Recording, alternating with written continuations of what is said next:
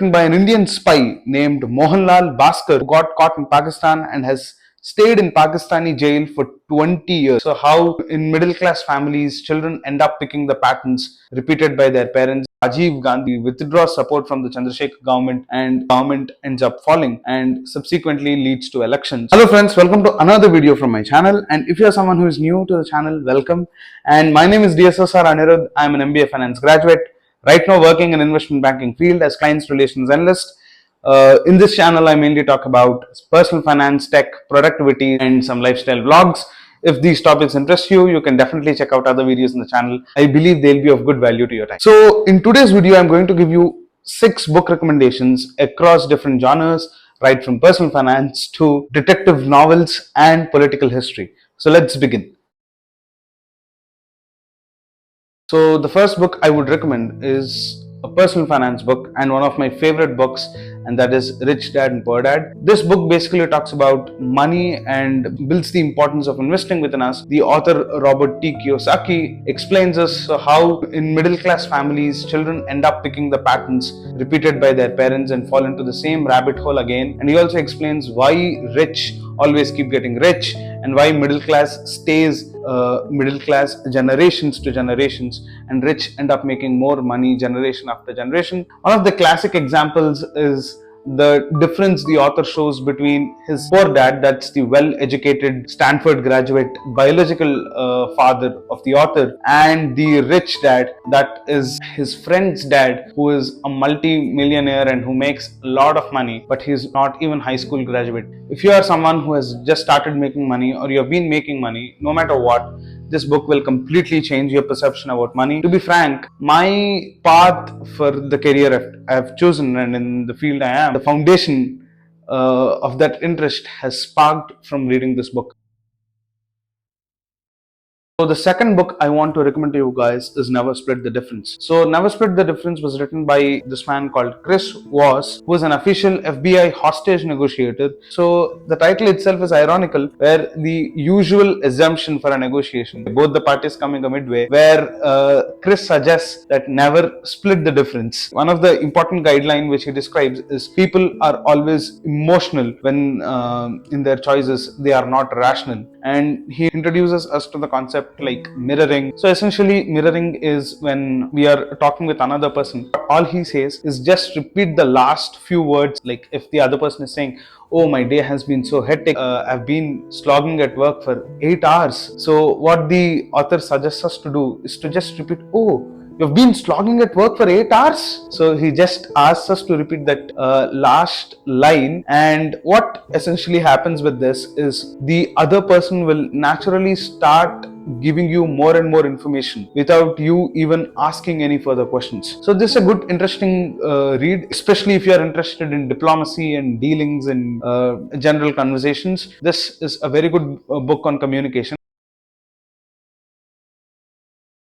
So the next book I would recommend is this book titled Indian Spy in Pakistan. This book is written by an Indian spy named Mohanlal Bhaskar, who got caught in Pakistan and has stayed in Pakistani jail for 20 years. There is a conversation between a jailer called Gul Anar Khan and Mohanlal Bhaskar, where they talk about India, partition, and the creation of Pakistan, and the conversation is really beautiful. When author goes into jail, he learns that even his friend, who's also an Indian spy but who has cheated him and sold his whereabouts, is also in the same cell. He asks the jailer, he has been extremely helpful to you and your government, why did you arrest him? Then the jailer gives a wonderful reply. He says that a traitor does not command respect anywhere. I have more respect for you than for that pimp. Your entire gang has been apprehended.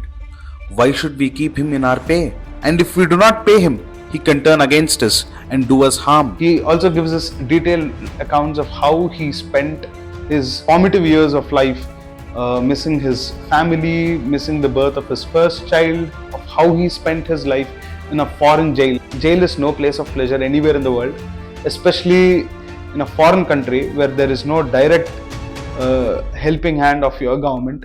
It's actually a tough life, and he gives us a glimpse into his tough life in this book. Do definitely check it out. So the next book I would recommend is also a political history, and that is 1991, How P.V. Narasimha Rao Made History. 1991, India has reached an extreme balance of payment crisis where we had money left only for 3 weeks of imports. So we physically shipped gold from India and mortgaged it so that we could get dollars. We had a minority government at that time of Mr. Chandrasekhar, but eventually Rajiv Gandhi withdraws support from the Chandrasekhar government and government ends up falling and subsequently leads to elections. That was a very dramatic election because in that election, Rajiv Gandhi was assassinated. Then it was decided to name Mr. Rao as the Prime Minister, and Rao took charge of the office. Mr. Rao brought in the concepts of globalization, liberalization, and privatization. He started opening gates and welcoming foreign companies to invest and do business in India, which improved the balance of payment situation and also improved the health of the exchequer. India is open for business. We are interested in partnership, in forging long-term relationships with our foreign partners for the benefit of both sides. This book accounts or quotes that Rao once said that not taking a decision is also a decision. This book talks about the psyche of Mr. Rao and the kind of situation he was put in and the way he handled the situation, because Rao himself was running a minority government, but he ran the government for 5 years. This book actually pushes you and encourages you to share your work and hobbies online and build an online portfolio of your work. So the book is a collection of number of techniques and tips you can use to build your online portfolio. One of the important arguments the author makes in the book is he says that in today's world, nobody wants to read what you have written on your resume.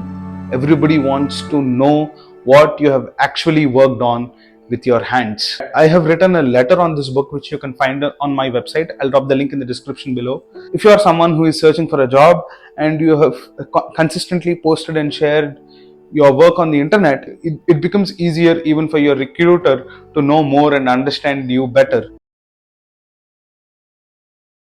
Last book I would suggest is this book called Adventures of Feluda. Feluda is actually a collection of stories written by Satyajit Ray for a children's magazine in Bengali. Satyajit Ray is the most renowned world-class filmmaker India has produced. He received a lifetime contribution Oscar for his work, and he used to write these detective stories, detective short stories, all these collection of short stories which Mr. Ray has written in Bengali has been compiled into two books, Adventures of Feluda Volume 1 and Adventures of Feluda Volume 2. Feluda is Mr. Topesh, who is a detective, who is a private detective like Sherlock Holmes, and he, along with his nephew, solves crime in different parts of the country.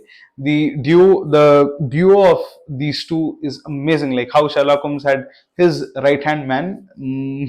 Feluda has his right hand, which is his nephew, and the conversations between them are very funny, and the way Feluda thinks and solves the cases is also quite interesting. So do definitely check this book out. It's a very interesting read. Actually, this is one of the first books I picked up when I wanted to develop the habit of reading. So that's all for this video. I'll see you again next week in another video. If you like the video, hit that like button. It will allow video to reach more people, and consider subscribing to the channel. You can also check out my blog post written in the form of a letter, which will only take 1 to 2 minutes to read. It's short, crisp, concise, informal, and extremely intimate. So do check them out. I'll drop the link in the description below. And this is D.S.S.R. Anirudh signing off.